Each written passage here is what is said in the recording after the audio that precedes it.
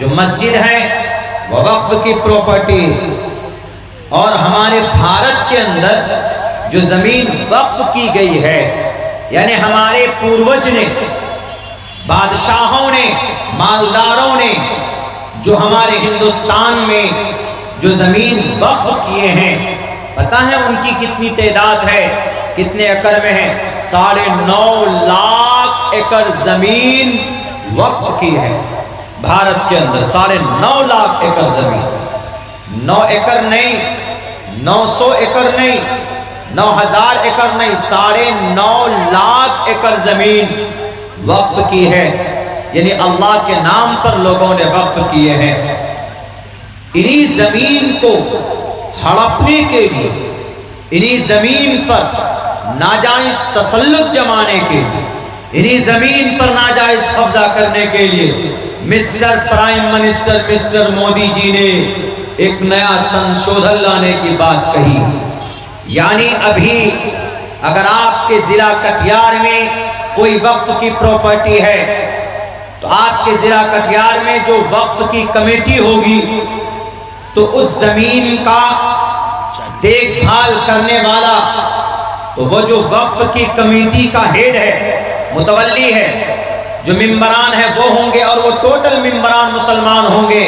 ये अभी तक था, लेकिन जब ये कानून आएगा तो आपके कटिहार में वो जो वक्फ के टीम का जो सबसे बड़ा सरदार होगा वो डीएम होगा, और 2 गैर मुस्लिम होंगे उसके मेंबर। यानी संस्था हमारी, जमीन हमारी, देखभाल करने वाले आप कौन होंगे जी? डीएम क्यों होगा? और 2 गैर मुस्लिम मेंबर क्यों होंगे? ये बात समझ के खिलाफ है। इसी के लिए हम लोग प्रोटेस्ट कर रहे हैं, इसी के लिए हम लोग एहतजाज कर रहे हैं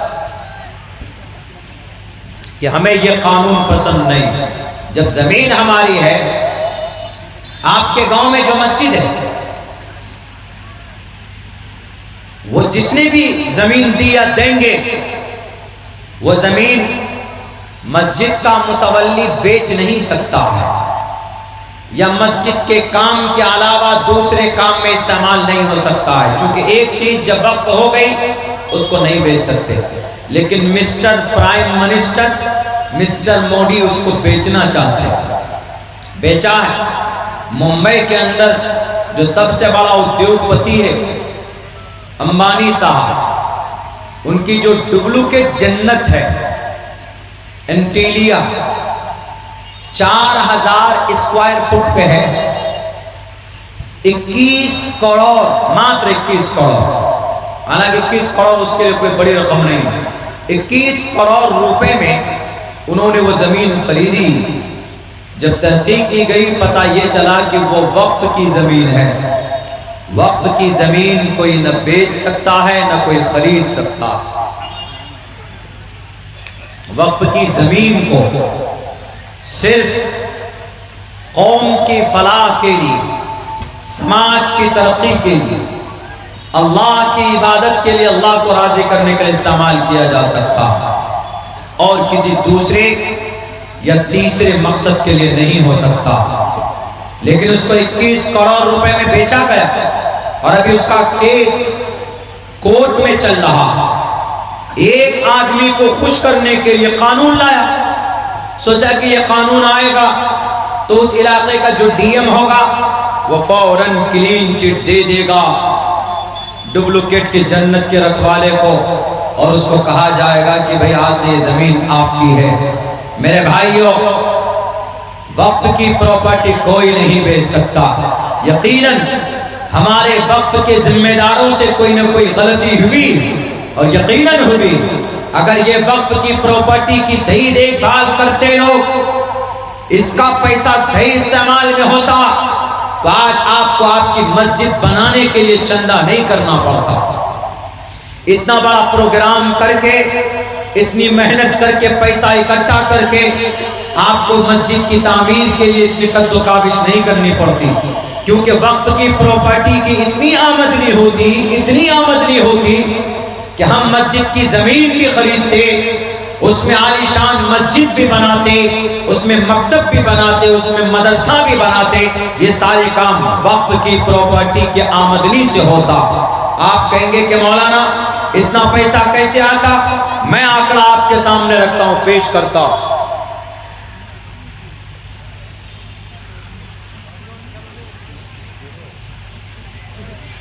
शुक्रिया, जज़ाकल्लाह। महाराष्ट्र में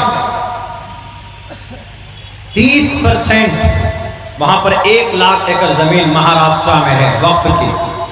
उनमें से 70,000 एकड़ जमीन नाजायज कब्जा है उस पर, यानी वक्फ के पास नहीं। वक्फ के पास मात्र 30,000 एकड़ जमीन है। उस 30,000 एकड़ जमीन पे जो किराए पे टावर लगा है ना, टावर, मोबाइल का टावर, रेडियो का टावर, ये सब, उस टावर से जो किराया आता है सालाना 30,000 एकड़ जमीन में कहीं कहीं है, वो पूरी 30,000 जमीन पर नहीं है लेकिन कहीं कहीं पर है। तो उससे जो पैसे आते हैं, 1 साल में 10 करोड़ रुपए की आमदनी है सिर्फ सूबे महाराष्ट्र में वक्फ की प्रॉपर्टी। बताइए, अगर सूबे महाराष्ट्र की वक्फ की जो कमेटी है, अगर उन 10 करोड़ रुपए को सही से इस्तेमाल करे, मस्जिद के इमामों को तनख्वाह दे, मस्जिद के मौज़िनों को तनख्वाह दे, जहां मकतब नहीं है तो मकतब बनाए, जहां कुरान और हदीस का दर्स नहीं होता उसके लिए मदरसा बनाए, कौम का, समाज का बड़ा काम हो सकता है कि नहीं हो सकता? बिल्कुल हो सकता, लेकिन नहीं करते। जब मुसलमान का अमल बुरा होता है तो अल्लाह मोदी और योगी जैसे लोगों को भेजता। जब पूरी दुनिया के मुसलमान की का अमल गंदा होता है तो अल्लाह इसराइल और रूस जैसा जालिमों को मुसल्लत करता है अर्ज़ फ़लस्तीन पर। पहले लोगों ने बेईमानी की। एक घर है, मिसाल के तौर पर आपके शहर कटिहार में वक्फ का घर है, बिल्डिंग है, उसका किराया अब से 50 साल पहले, उस घर का 50 साल पहले 100 रुपए रखा गया। 50 साल पहले का किराया आज 100 ही रुपए दिया जा रहा। हालांकि उसका मौजूदा किराया 25,000 रुपए हो गया। 25,000 रुपए लेता है किराया कौन? जो वक्फ का जिम्मेदार है, लेकिन वक्फ की रजिस्टर्ड में सिर्फ 100 रुपए लिखता है। अल्लाह का अजाब आएगा कि नहीं आएगा? आप कहेंगे कि मौलाना मिस्टर मोदी जी कानून लेकर आए, हम विरोध करेंगे। अरे हमारा अमल दावत देता है उनको कानून बनाने पर। उसका मिनिस्टर ने क्या कहा? मुसलमानों के पास जो 9.5 लाख एकड़ जमीन है, उनमें सालाना जो इनकम आना चाहिए वो 9.5 लाख हजार करोड़ जमा होना चाहिए। उनके हिसाब से नहीं हो रहा इतना पैसा जमा। अगर हमारे मुल्क हिंदुस्तान की वक्फ की प्रॉपर्टी की आमदनी को जमा किया जाए तो हम भारत के अंदर 10 दिन तक पूरे भारत के लोगों को बिठाकर खाना खिला सकते हैं, इतनी आमदनी। लेकिन टोटल पैसा अमानतदारी के साथ हम तक नहीं पहुंचता है, टोटल पैसा नहीं आ पा रहा। इसी वजह से जब आदमी का अमल बुरा होता है ना, तो अल्लाह तबारक व तआला फिर मदद नहीं, अल्लाह तबारक व तआला फिर जालिमों को मुसल्लत करते हैं। मेरे भाइयों, ये जमाना है अपने अमल को सुधारने का। अभी तो 2 मस्जिद की मिसाल मैंने आप हजरात के सामने पेश की। मस्जिद अक्सा, जिसकी फजीलत, जिसका तज़किरा रब ने कुरान करीम के अंदर किया और यूं कहा है, सुब्हानल्लज़ी असरा बिअब्दिही लैलन मिनल मस्जिदिल हराम इलल मस्जिदिल अक्सा। मस्जिद अक्सा उसके इर्द गिर्द हमने बरकत रखी है। रब कहता अल्लज़ी बारकना हौलहु लिनुरियहु मिन आयातिना, हमारी निशानियां, हमने मुबारक बनाया उस मस्जिद को, मस्जिद अक्सा को। लेकिन आज मस्जिद अक्सा किसके कब्जे में है? यहूदियों के कब्जे में। कितने हैं यहूदी पूरी दुनिया में? 1.5 करोड़ यहूदी। मुसलमान कितना है पूरी दुनिया में? 1.5-2 अरब मुसलमान। यानी मुसलमानों का सवा हिस्सा नहीं है यहूदी। लेकिन यहूदी आज इतने ताकतवर हैं कि इन्होंने दुनिया के हर खित्ते में अपने एजेंट को बैठा के रखा हुआ। उनके पास ऐसे ऐसे जासूसी तंजीमें, अगर आप में से किसी को मारना हो तो आपके घर में घुस के मारेगा, आपको पता भी नहीं चलेगा कि मुझको किसने मारा।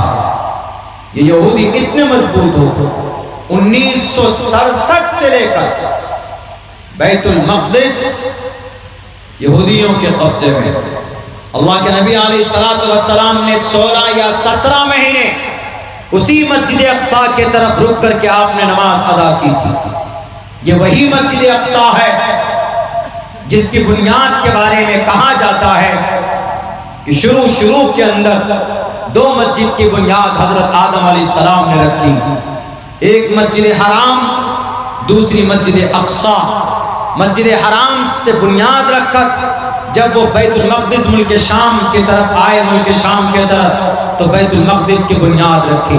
उसके बाद फिर हजरत याकूब ने, उसके बाद फिर हजरत दाऊद ने, हजरत दाऊद बनाते बनाते उनका इंतकाल हो गया तो उन्होंने अपने बेटे हजरत सुलेमान अलैहिस्सलाम ने बाकी का काम पूरा किया। इसीलिए हजरत सुलेमान के बारे में ये यहूदियों का कहना है कि ये मस्जिद अक्सा हैकले सुलेमानी को तोड़कर उसकी बुनियाद रखी गई है। हैकले सुलेमानी का मतलब हजरत सुलेमान अलैहिस्सलाम की महल, हजरत सुलेमान अलैहिस्सलाम का दरबार, उसको तोड़कर मुसलमानों ने उस पर बुनियाद रखी। यानी मोहम्मद अलैहिस्सलाम के मानने वालों ने उस पर बुनियाद रखी है। इसीलिए यहूदी उस पर मस्जिद अक्सा पर कब्जा किए हुए। उस मस्जिद उस शहर, वो शहर यहूदियों के नजर में भी काबिल एहतराम है और मुसलमानों के भी नजर में काबिल एहतराम है, और नसारा यानी जो ईसाई है उनके नजर में भी काबिल एहतराम। तीनों लोग झगड़ रहे। लेकिन तारीख की किताबों में देखेंगे तो हजरत सुलेमान अलैहिस्सलातु वस्सलाम का वो हैकल नहीं, वो दरबार नहीं था, बल्कि उन्होंने वो मस्जिद वहां पर बनाई थी। और फिर वो मस्जिद बनी, बड़ी मुबारक मस्जिद बनी। 3 मस्जिदों के तरफ कोई सवाब की नीयत से अगर सफर करे तो सफर किया जा सकता, ज़ियारत की नीयत से। एक मस्जिद हराम के तरफ और एक मस्जिद नबवी की तरफ और एक मस्जिद अक्सा की तरफ। मस्जिद अक्सा फलस्तीन में है। जिस शहर में मस्जिद अक्सा है उस शहर का नाम यरूशलेम है, और उस शहर पर, उस मस्जिद पर यहूदियों का बहुत दिन से कब्जा। लोग उस पर नमाज पढ़ते, लेकिन कभी कभी यहूदी गोली बारूद भी कर देते, कभी कभी नमाज में गोली चला देते, कभी कोई कुरान पढ़ रहा होता है तो उसके ऊपर जुल्म ज़्यादती करते। वहां पर जुल्म सितम का बाजार गर्म है। अलबत्ता ये मस्जिद पहले भी यहूदियों और नसरानियों के कब्जे में गई, लेकिन कुर्बान जाइए, एक बड़े अजीम सिपहसालार सुल्तान सलाहुद्दीन अय्यूबी ने ये मस्जिद जब यहूदियों के कब्जे में गई तो 16 मरतबा जंग लड़ी उन्होंने। सुल्तान सलाहुद्दीन अय्यूबी ने 16 मरतबा जंग लड़ी, तब जाकर मस्जिद अक्सा को आजाद किया और कराया 1100 ईस्वी के अंदर। यानी अब से तकरीबन 1000 या 1100 साल पहले की बात। सुल्तान सलाहुद्दीन अय्यूबी उस मस्जिद को आजाद करने वाले, उस मस्जिद को फतह करने वाले, उससे पहले हजरत उमर फारूक रज़ी अल्लाह ताला अन्हु थे।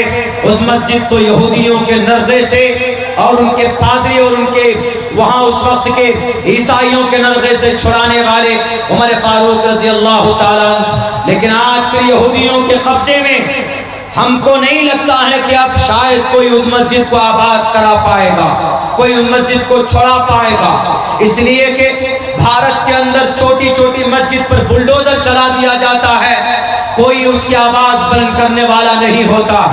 मस्जिदों में ताले लगा दिए जाते, ताला खुलवाने की हिम्मत नहीं होती। मदरसे बंद कर दिए जाते, उस पर कोई बात करने वाला नहीं होता। बुज़दिल बन गए हमारी तंजीम के लोग, बुज़दिल बन गए हम मुसलमान, बुज़दिल बन गए हमारे लीडरान। मैं बात झूठी नहीं कर रहा। अभी कुछ दिनों पहले शहर अररिया का एमपी वो कुछ इस तरह बयान देता है कि अगर अररिया में रहना होगा तो हिंदू बनकर रहना होगा। आज तक उनके खिलाफ कोई लीडर केस बुक नहीं करा पाया। वो हमारा सीमांचल जो पुरामन इलाका है पूरे भारत के अंदर, इसको आग में झोंकने का बयान देता, उसके ऊपर केस फाइल नहीं हुआ, उसकी अरेस्टिंग नहीं हुई, लेकिन उनको अरेस्ट करने के लिए जो लोग मुतालबा कर रहे थे 500 अज्ञात लोगों के खिलाफ केस बुक कर लिया गया। ये दोहरी पॉलिसी यहाँ के प्रशासन की, लेकिन किसी की हिम्मत नहीं हुई कि उस प्रदीप कुमार सिंह के खिलाफ हम किसी थाने में जाकर कोई एफआईआर दर्ज कराते। क्यों? सब डर गए, सबके मुंह में दही जमे हुए थे। बड़ी तंजीमें क्यों सो रही? हमारे सीमांचल जो बहुत पुराना इलाका, पूरे भारत के अंदर गुर्बत जरूर है, पसमानदा जरूर है, लेकिन सीमांचल के लोग पुरअमन हैं। हमारे सीमांचल के लोग लड़ाई पर विश्वास नहीं रखते, हमारे सीमांचल के लोग दंगा पर विश्वास नहीं रखते। हमारा सीमांचल का नौजवान गरीब जरूर है, लेकिन हाथ में तलवार लेकर किसी निहत्थे को मारता नहीं है। एमपी साहब, आपकी जो नीयत है नापाक है, आपकी सोच है घटिया है।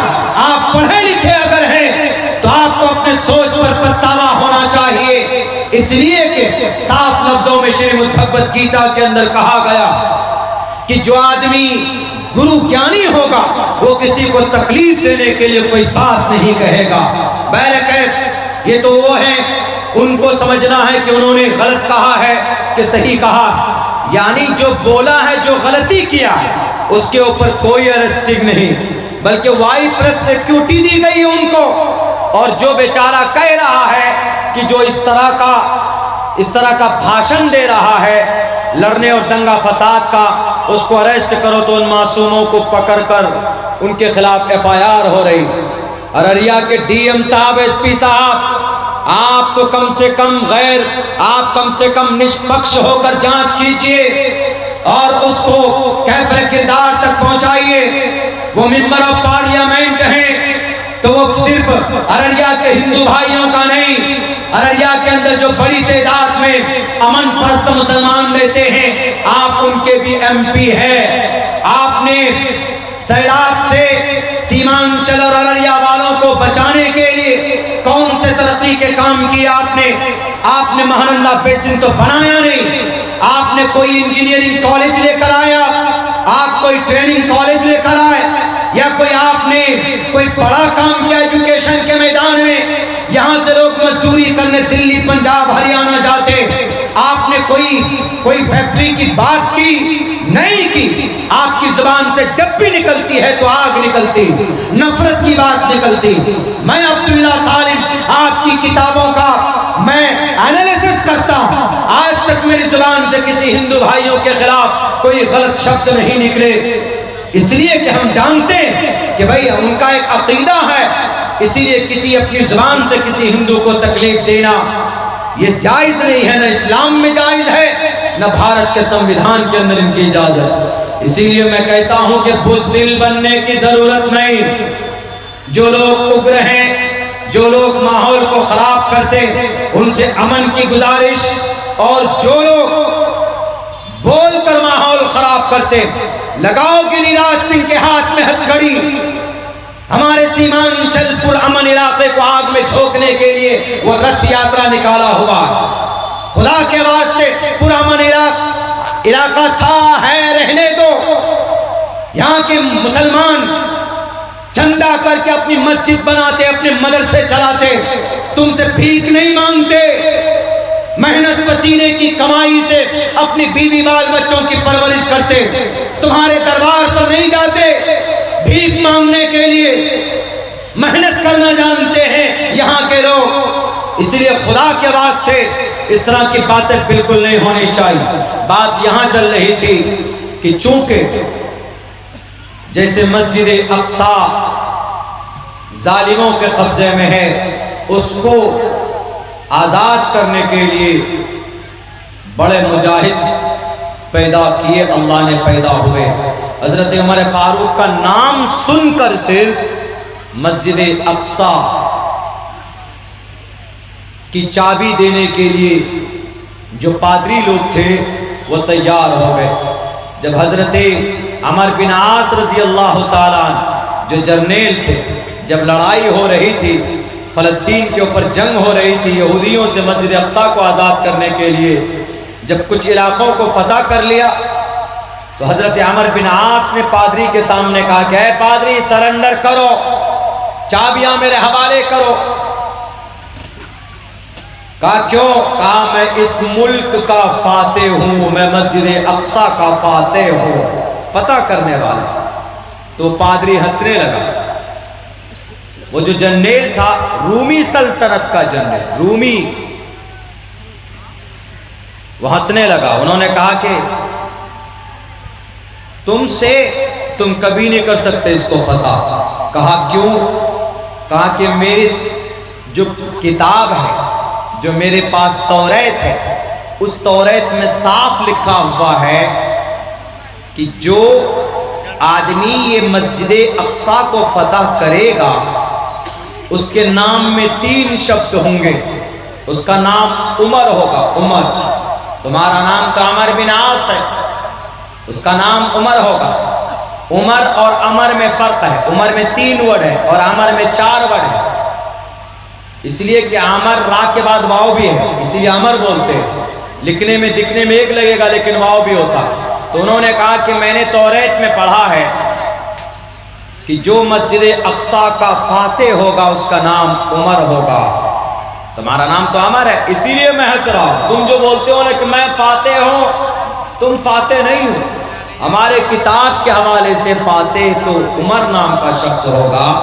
और मैं जानता हूं कि उमर, हजरत उमर, तुम्हारे हजरत उमर खलीफा हैं, अमीरुल मोमिनीन है और वो अपनी जगह पे हैं।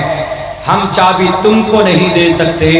अगर तुम्हारे उमर आ जाएं तो हम उनके हाथ में चाबी देंगे। तो हजरत अबू उबैदा ने फौरन खत लिखा हजरत उमर फारूक रजी अल्लाह ताला, ये कहा कि ये अमीरुल मोमिनीन, आप आएंगे तभी ये मस्जिद आप हमारे कब्जे में आएगी, वरना नहीं।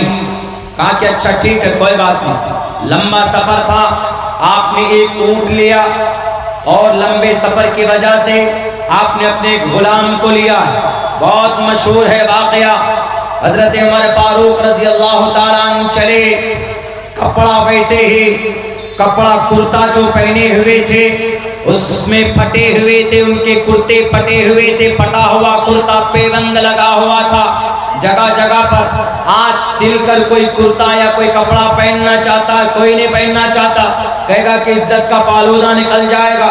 मैं अक्सर जगहों में लंबे सफर में जाता हूँ अपनी गाड़ी से, तो मैं अक्सर लुंगी इस्तेमाल करता हूँ। कई मरतबा मुझे लोगों ने कहा कि मौलाना क्यों लुंगी पहन कर जाते हैं, आपसे लोग मोहब्बत करते हैं तो क्या इतनी बेइज्जती।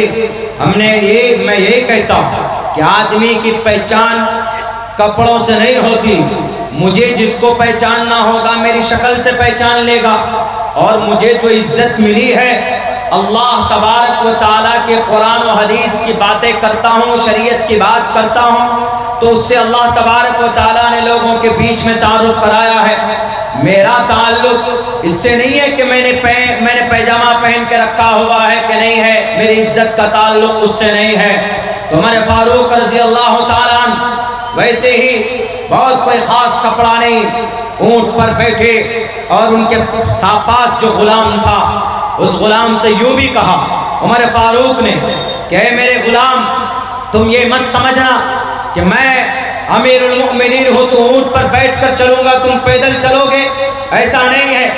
बारी बारी कभी हजरत उमर बैठते, कभी उनका गुलाम बैठता, हजरत उमर नकेल पकड़ कर जाते। आजकल कोई दुनिया का सीएम, कोई पीएम ऐसा करेगा? कोई नहीं कर सकता, लेकिन उमर फारूक ने ऐसा किया। इसीलिए हमारे भारत के गांधी जी ने कहा कि उमर फारूक और अबू बकर सिद्दीक ऐसे हैं कि अगर इनका निजाम और सिस्टम आज इंप्लीमेंट किया जाए, आज उन्होंने अपने जमाने में कही थी, तो हमारा भारत खुशहाल हो जाएगा, हमारे भारत के अंदर तरक्की होगी। क्यों?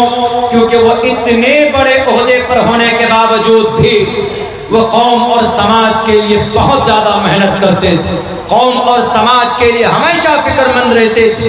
इतनी दौलत की गद्दी पर बैठने के बावजूद कभी भी 1 रुपए उन्होंने मिसयूज नहीं होने दिया, गलत खर्च नहीं किया।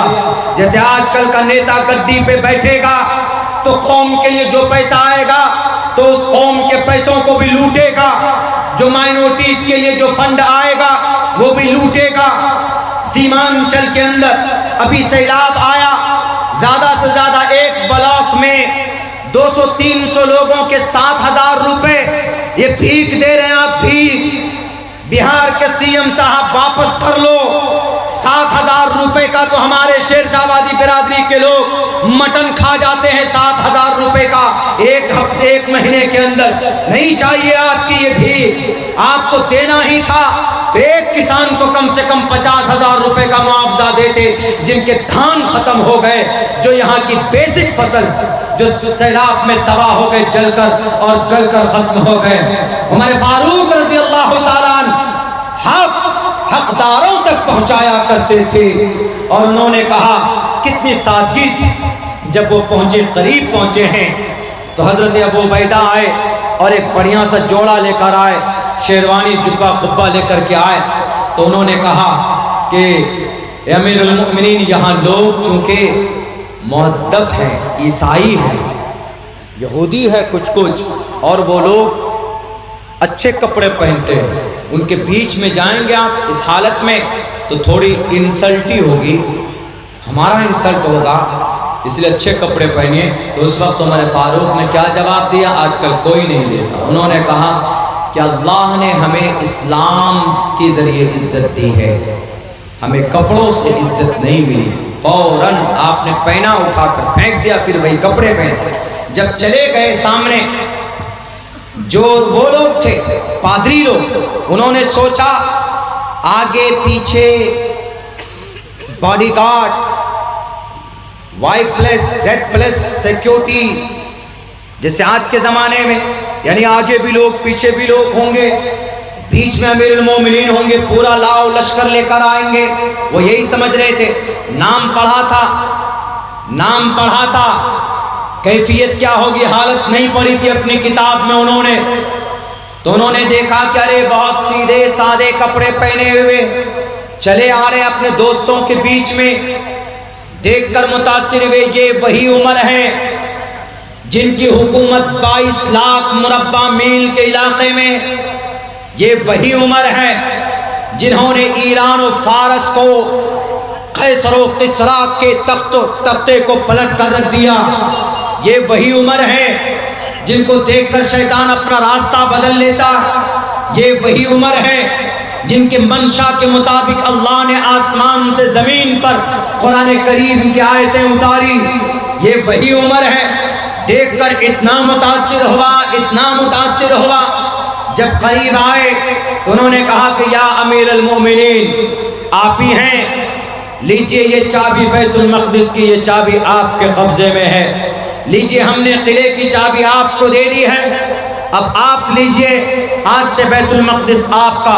बिना एक कतरा खून बहाए उमर फारूक ने मस्जिद अक्सा को फतह किया। नमाज का वक्त हुआ तो वहां पर आप अलैहिस्सलाम जो सुलह कर रहे थे तो उनके चर्च के करीब बैठकर तो आप हजरत अमीरुल मोमिनीन ने नमाज के वक्त में वहां नमाज नहीं पढ़ी, बल्कि आप दूसरी जगह पर नमाज आपने जाकर पढ़ी, इसलिए ताकि हमारे सहाबा ये ना समझें कि ये जगह भी मस्जिद की हो गई, अमीरुल मोमिनीन ने नमाज पढ़ी है तो इस पर कब्जा कर लो। आज जितने भी लोग बोलते हैं ना कि मस्जिद जबरन कब्जा करके बनाई गई है, जैसे यहूदी लोग बोलता है मस्जिद अक्सा के बारे में, तुम सबूत पेश कर दो, मस्जिद अक्सा तुम्हारे हवाले कर देंगे। वहां के फलस्तीन के जो वहां की जो वक्फ इस्लाम है, वक्फ इस्लाम का वहां पर भी बोर्ड है, वो आपके हवाले कर देंगे, लेकिन दलील नहीं पेश कर सकते, इसलिए कैसा हुआ ही नहीं। जैसे भारत के अंदर किसी भी मस्जिद को शहीद कर, किसी भी मंदिर को तोड़कर मस्जिद नहीं बनाई गई है, बल्कि मस्जिद के प्लेटफॉर्म से हमारे हिंदू भाइयों को डोनेशन दिया गया, उनकी मदद की गई, उनके फलाही काम के अंदर में बादशाहों ने पैसे खर्च किए। कोई मस्जिद भारत के अंदर मंदिर तोड़कर नहीं बनाया गया। बाबरी मस्जिद गलत बात, बाबरी मस्जिद जिस वक्त बनाई जा रही 1528 के अंदर, 1528 में भी रामचंद्र जी के नाम पर किताब लिखने वाला रामचरितमानस तुलसीदास वहीं पर बैठकर तुलसीदास रामचरितमानस ने कहा, अगर बाबरी मस्जिद मंदिर तोड़कर बनाया जा रहा था, वो मस्जिद बन रही थी, तो रामचरितमानस का लिखने वाला राम जी का सबसे बड़ा भक्त, उन्होंने तो किताब लिखी है, क्यों नहीं उन्होंने कहा कि बाबर रोक लो अपने इस सिपहसालार को जो ये मंदिर को तोड़कर मस्जिद बना रहा। एक वर्ड भी नहीं बोला, क्यों? क्योंकि ऐसा हुआ ही नहीं था, यानी किसी मंदिर को तोड़कर मस्जिद बनाई ही नहीं गई थी। सुप्रीम कोर्ट में भी एक्सेप्ट किया था जब जजमेंट देना था कि बाबरी मस्जिद किसी मंदिर को तोड़कर नहीं बनाई गई। अल्लाह से मैं कभी उम्मीद है कि अल्लाह जरूर इंसाफ करेगा एक न एक दिन। भारत के अंदर किसी दुनिया के किसी भी हिस्से में जबरन किसी जमीन पर कब्जा करके उस पर मस्जिद नहीं बनाई जा सकती। ये बात याद कर लीजिए कान खोल कर, इस्लाम में परमिशन नहीं। अल्लाह के नबी अलैहिस्सलाम जब गए मदीनतुल मुनव्वरा हिजरत करके पहुंचे तो सबसे पहला काम मस्जिद तामीर होनी चाहिए। एक जगह तो ये भी सीरत इब्न हिशाम में ये भी लिखा है कि जब मशवरा किया, जब मस्जिद के लिए जमीन ढूंढी गई, तो जो जमीन थी अभी जहां मस्जिद नबवी है, वो जमीन दो यतीम बच्चे के थे, सहल और सुहेल नाम का। तो उसके जो सरपरस्त थे तो वो बहुत खुश हुए कि हमारे बच्चों के जमीन को अल्लाह के नबी ने कबूल किया, यानी इस जगह मस्जिद बनेगी, हमारे लिए बड़ी खुशी की बात है कि बड़ा मुबारक काम होगा। बहुत खुश हुए, लेकिन अल्लाह के नबी ने कहा कि कैसे खुश हो, फ्री में नहीं भेजने वाला। आजकल तो अगर अल्लाह के लिए कोई वक्फ कर दे जमीन तो ठीक है, लेकिन चूंकि मोहम्मद रसूलुल्लाह को यह पैगाम देना था कि जबरन बिल्कुल नहीं, ताकि कल चलकर कोई ये बात उठाता कि मस्जिद नबवी बनाई गई, जबरदस्ती जमीन पर एक भी पैसा नहीं दिया गया। अल्लाह के नबी अलैहिस्सलातु वस्सलाम ने 10 दीनार दिए और दीनार अदा करने वाले उन दोनों बच्चों को हजरत अबू बकर सिद्दीक रज़ी अल्लाह ताला अन्हु थे। उनके जरिए से 10 दीनार पैसे दिए गए। जमीन के ऊपर फिर आप अलैहिस्सलातु वस्सलाम ने खुद से तामीरी काम शुरू किया। मोहम्मद अलैहिस्सलाम खुद से मट्टी उठाते, गारा और पत्थर, गारा मतलब कीचड़। इधर तो हमारे तरफ घर नहीं बनता, लेकिन उत्तर प्रदेश चले जाएंगे तो वहां पर घर बनता है, गारे का, मट्टी और पत्थर का, ईंट का, ये सब का घर बनाते हैं वहां पे। तो आप अलैहिस्सलातु वस्सलाम ने वो जो वही रकबा मैंने कहा था कि 35 फीट चौड़ा और 30 फीट लंबा, वो जो मस्जिद नबवी बनाई गई, वो जमीन आप अलैहिस्सलातु वस्सलाम ने खरीद करके दिया, फ्री में नहीं लिया। इससे साफ पता चलता है कि हड़प की हुई मस्जिद के जमीन पर मस्जिद नहीं बन सकती। ज्ञान रखेंगे तब ना, ज्ञान तो रखते नहीं, अनाप शनाप बात बोल देते।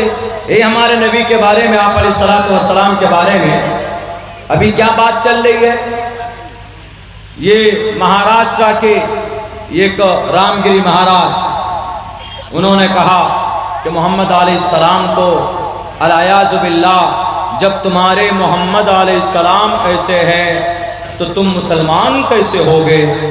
उन्होंने जिक्र किया, अभी बर्निंग इशू बना हुआ है महाराष्ट्र के अंदर। रामगिरी महाराज ने कहा कि जब तुम्हारे नबी एक छोटी सी बच्ची से, 6 साल की बच्ची से 50 साल की उम्र है मोहम्मद अलैहिस्सलाम की, जनाब मोहम्मद रसूलुल्लाह की 50 साल की उम्र का शख्स 6 साल की बच्ची छोटी, उससे विवाह कर रहा है, निकाह कर रहा है। जब तुम्हारे लीडर ऐसे जालिम, तो तुम मुसलमान कैसे हो गए।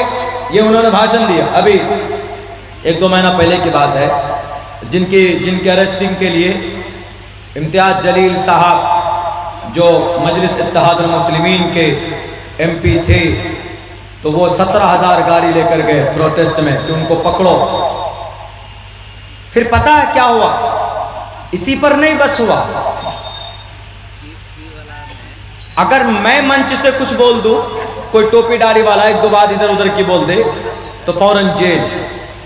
हुआ है, हमारे उलमा गए हैं, हमारे डॉक्टर्स गए, हमारे प्रोफेसर लोग गए।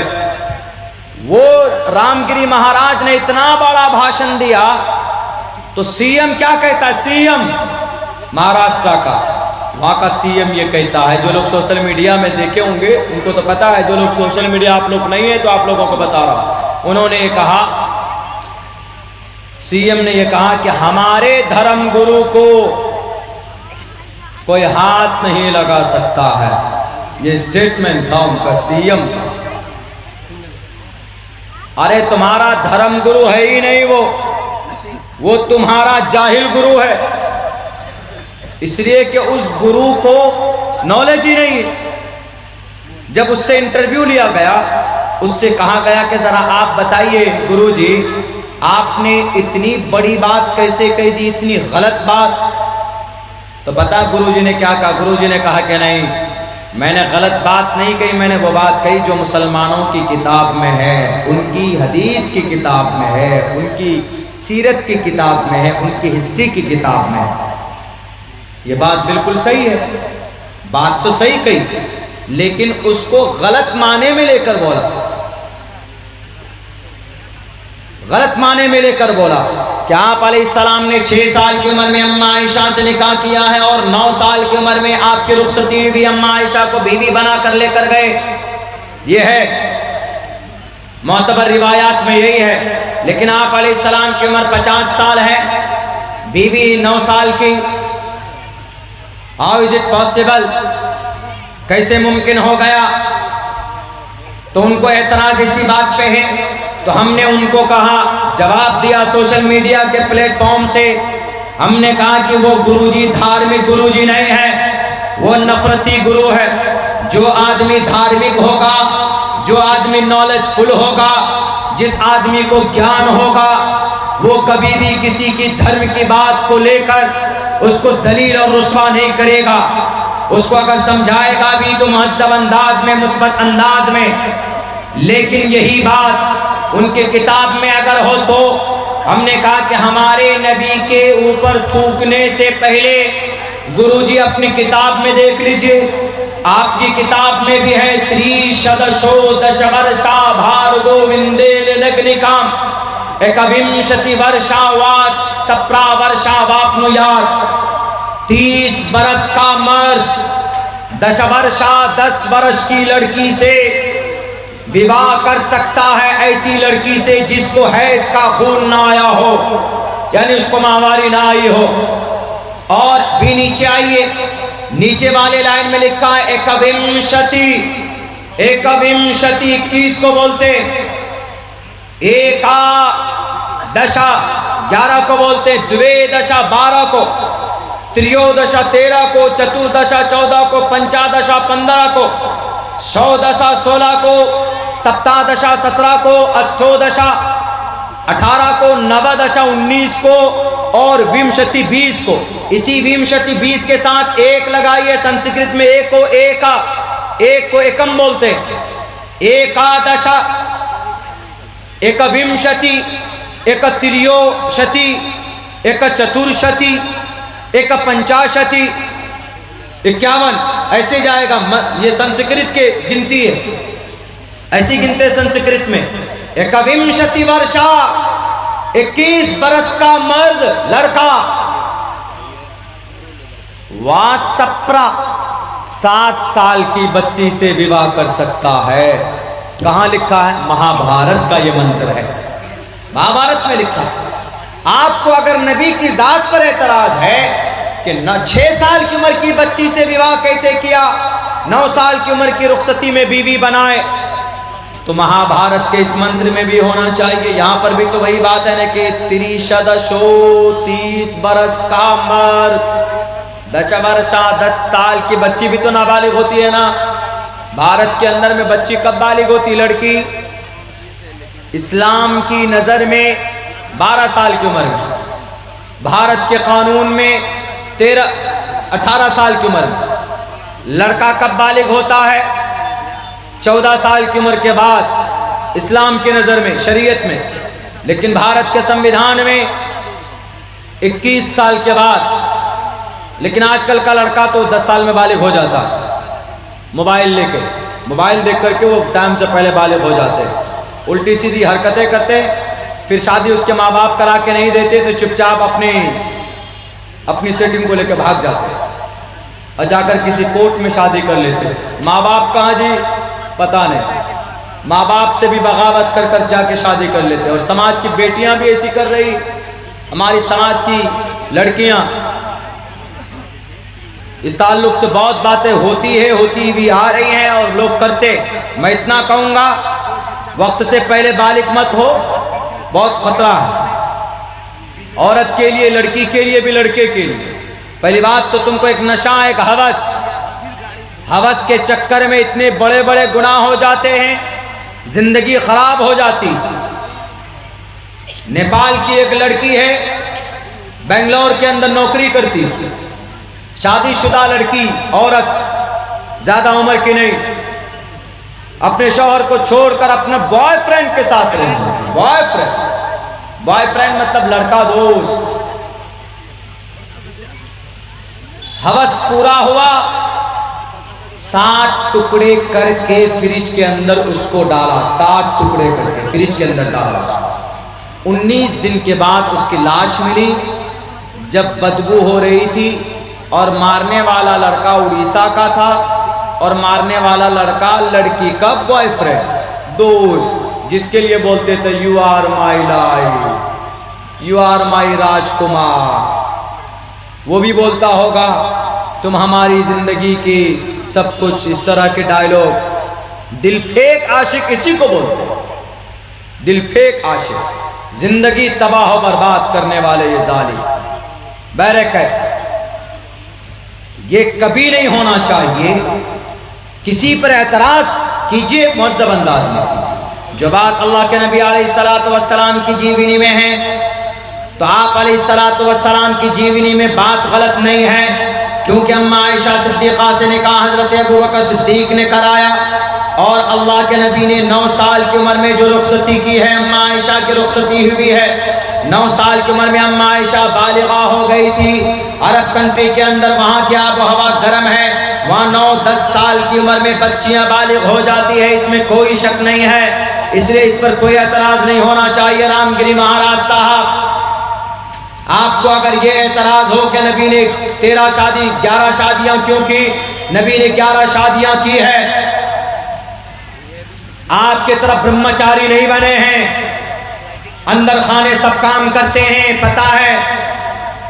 बिना औरत के, बिना शादी के किसी की जिंदगी पुरसुकून नहीं हो सकती। मर्द के अंदर सेक्स की शहवानी कुव्वत अल्लाह ने रखी, मर्द और औरत के अंदर। औरत कब्जा कर ले, औरत कंट्रोल कर ले, मर्द नहीं कर सकता।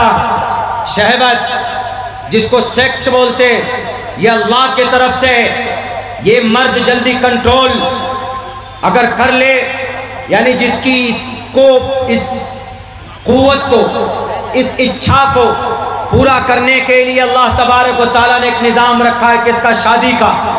यानी अगर आदमी के अंदर शहवत हो, उसको पूरा करने के लिए अल्लाह ने पाक रिश्ता बनाया। कौन सा? शादी का। अल्लाह के नबी फरमाते मन इस्तता मिनकुमुल बाअता फल्यतज़व्वज, अगर तुम में से कोई आदमी खर्च बर्दाश्त कर सकता, बीवी को सुख दे सकता, उसकी जरूरत पूरी कर सकता, फल्यतज़व्वज, उसको चाहिए कि शादी करे, गर्लफ्रेंड ना बनाए, मोबाइल के अंदर में हेलो हवाई ना करे, शादी करे, बीवी बनाए। फल्यतज़व्वज, शादी करने की वजह से आपके अंदर की ख्वाहिश, एक दूसरे के लिए लिबास बन जाएंगे, एक दूसरे की जरूरत पूरी करेंगे।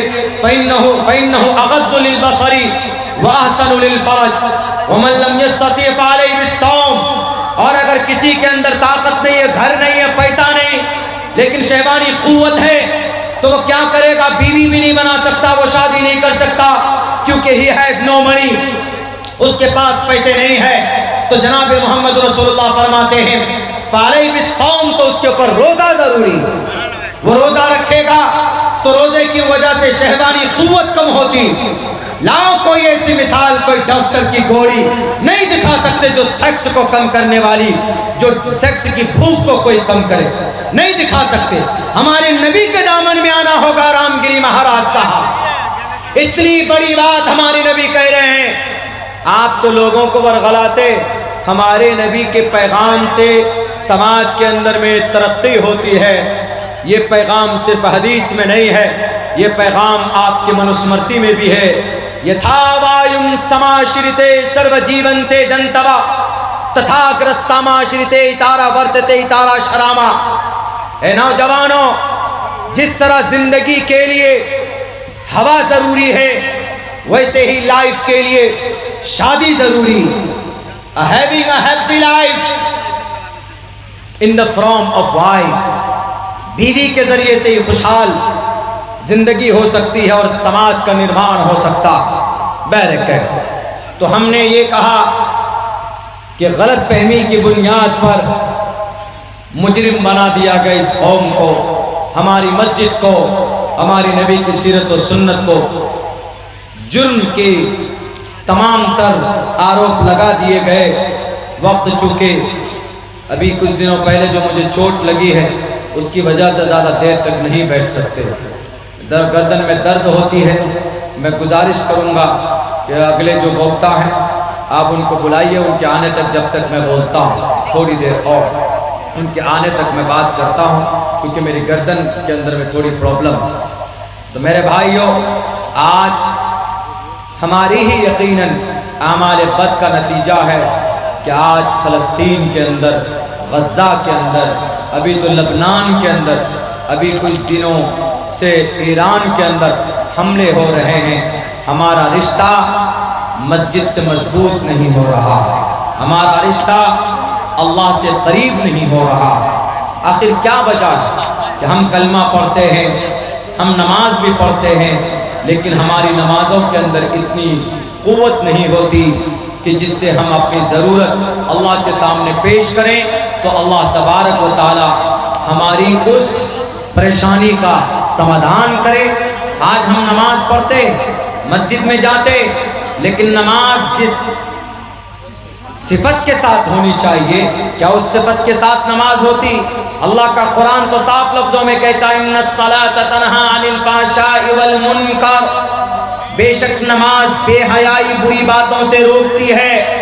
लेकिन जब हम मस्जिद में देखते हैं कि मस्जिद में जो नमाजी हैं नमाज पढ़ कर आते हैं तो गाली वही बोलते, वही दूसरे की चुगलखोरी करते, वही दूसरे की गीबत करते, बेईमानी वही करते। आखिर क्या वजह है कि नमाज हमको सही हालत पर नहीं ला रही? तो इससे साफ पता चलता है कि अल्लाह का कुरान सही है, हमारी नमाज में कमी। जितने भी नौजवान यहाँ बैठे, नौजवानों, एक पैगाम देना चाहता हूँ, अपने वक्त को ऐसे ज़ाय मत होने दो। अल्लाह ने बहुत पुरअमन इलाके में आपको बसाया है और कोई दिक्कत, कोई परेशानी नहीं है।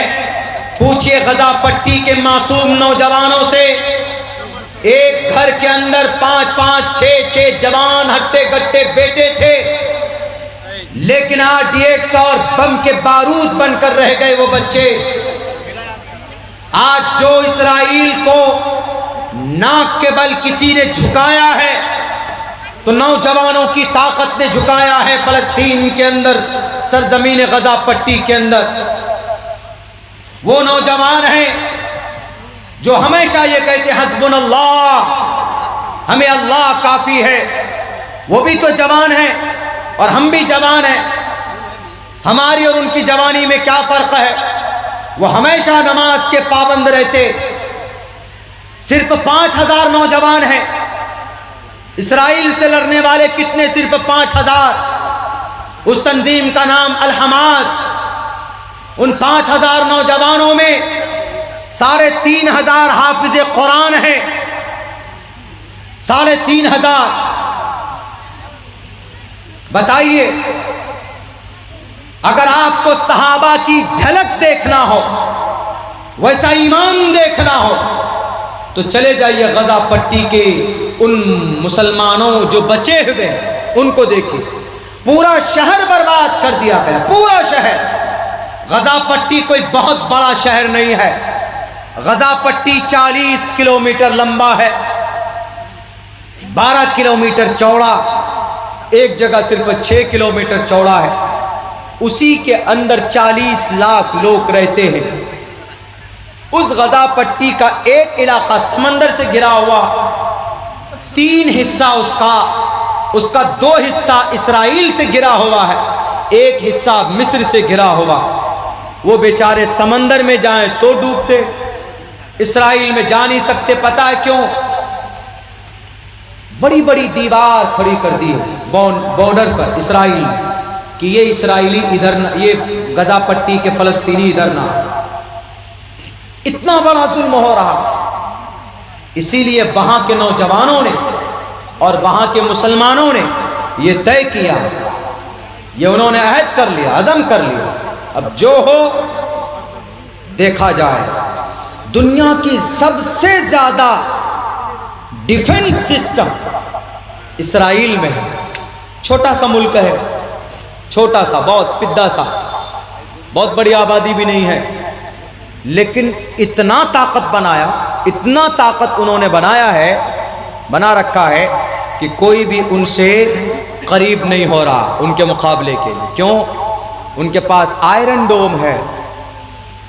आयरन डोम, कोई भी मुल्क उसके ऊपर हमला करे तो वो अपने आप को बचा सकते। आयरन डोम 5-6 करोड़ रुपए उसके एक मिसाइल को बनाने में लगता है, और वो आयरन डोम अगर देख रहा है कि कोई मिसाइल आ रहा है तो फौरन वो ट्रैक करता है, डिटेक्ट करने के बाद हवा में मारता है। ऐसी डिफेंस सिस्टम सिर्फ इस्राइल के पास है, दुनिया के किसी कंट्री के पास नहीं। लेकिन उसको भी पिछले 1 साल से 7 अक्टूबर सन 2023 से आज देखिए अक्टूबर खत्म सन 2024, यानी 13 महीने से मुसलसल वो आग और बारूद की बारिश कर रहे हैं। देखिए जरा आप लोग बैठिए, मुझे बात पूरी करने दीजिए, नहीं तो फिर आइंदा के लिए मैं ये बंद कर दूंगा। आप थोड़ा बैठ जाइए, उसके बाद लेके जाइए।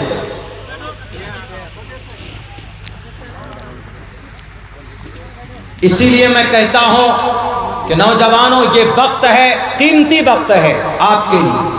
अल्लाह के रास्ते के लिए अपना कीमती वक्त लगाइए। कुछ नहीं कर सकते तो नमाज पाबंदी से पढ़िए।